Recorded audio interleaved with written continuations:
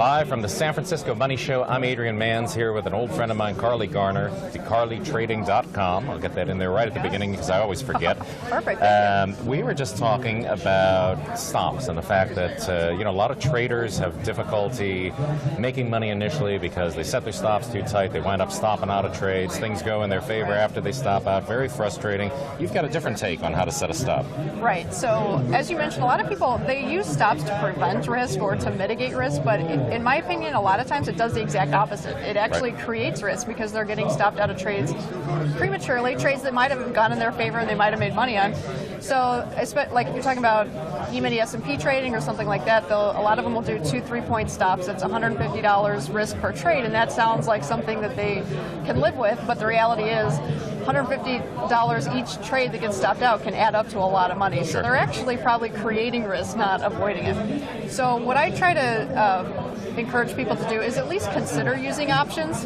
Like, for example, if you go along a futures contract and you place a stop, you have the disadvantage of being prematurely stopped out, like we just mentioned. But instead, you can purchase a put option.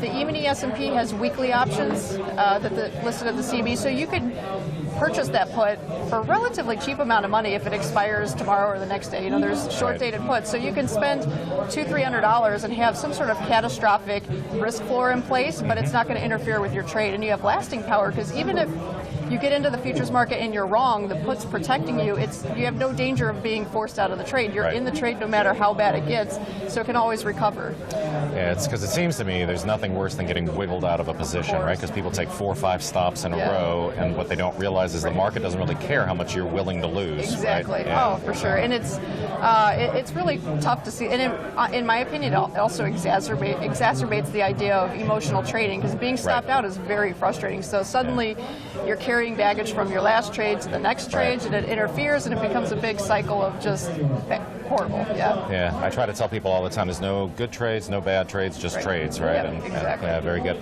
Okay, so if they want to learn more about this strategy, do you have it? Sure. Yeah. So if they go to thecarlytrading.com, they can sign up for a free trial of our newsletters, which does discuss this sort of thing sometimes. But we also have free videos, educational videos, that they can learn all about this sort of thing. Okay.